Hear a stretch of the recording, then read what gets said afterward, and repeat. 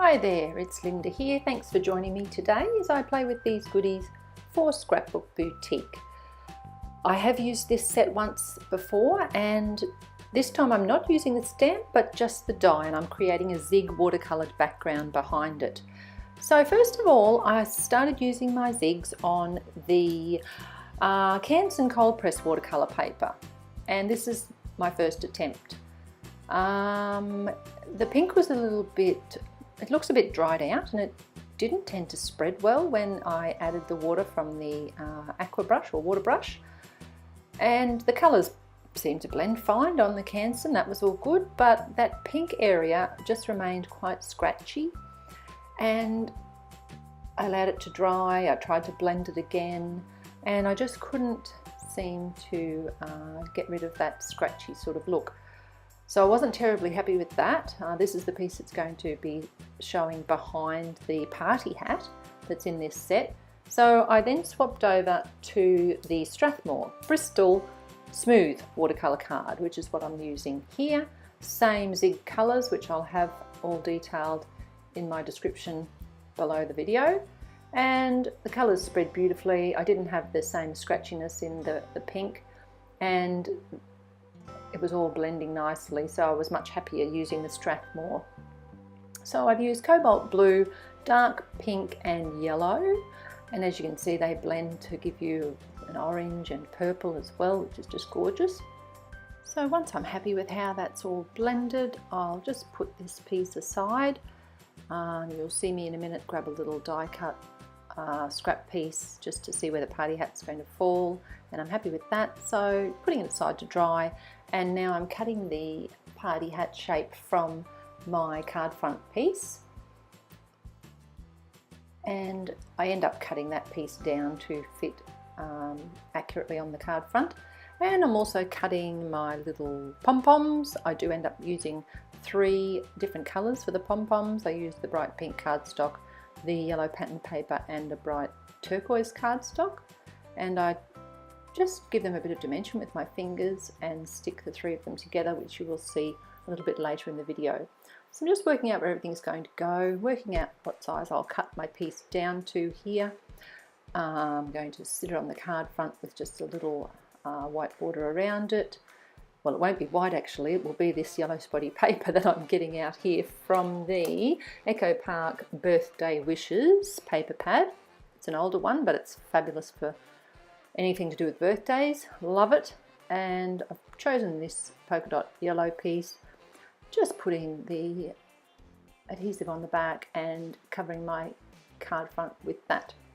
Then it will be a matter of sticking down the watercoloured piece where I need it, so I'll just work out where that's going to go. As you can see, you get a little yellow spotty border around the outside once I've got my party hat piece stuck down. So I'm loving the look of that, working out where that's going to go, adhere it in place, and you can see the word celebrate there from MFT Dynamics. I've cut that out of some sparkly pink glitter cardstock, and you'll see me putting that on the card very soon. First of all, I'm just getting my foam, craft foam layer sorted out. This piece is going to go behind the party hat piece just to give it some dimension, and then the die cut word will go across that. So cutting out the party hat, using some liquid adhesive to get that all stuck down in place. It gives you a bit of wiggle room when you use the liquid, which I do like. And once that's all in position, then a bit more liquid adhesive all around before I adhere it onto my card front.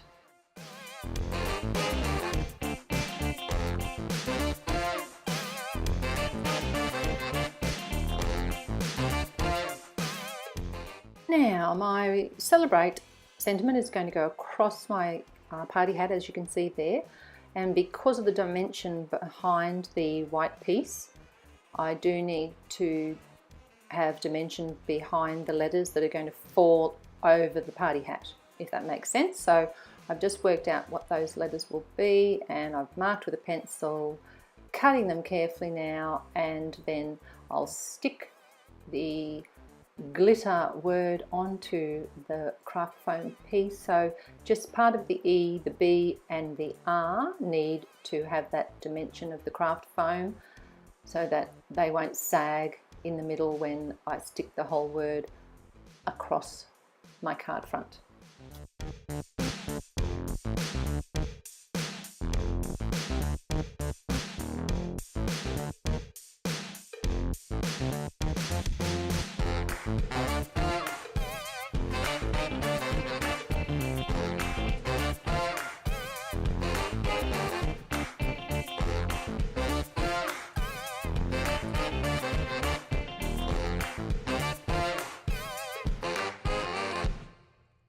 And some liquid adhesive on the back. I use the Express-It triple tack glue, which I put into that small applicator bottle with the fine tip, and just dotting it all around the sentiment, and you can just get a nice small amount, not too much so it's not all going to squeeze out, which is fabulous, and then just gently lying it down, making sure it's straight and pushing it into position.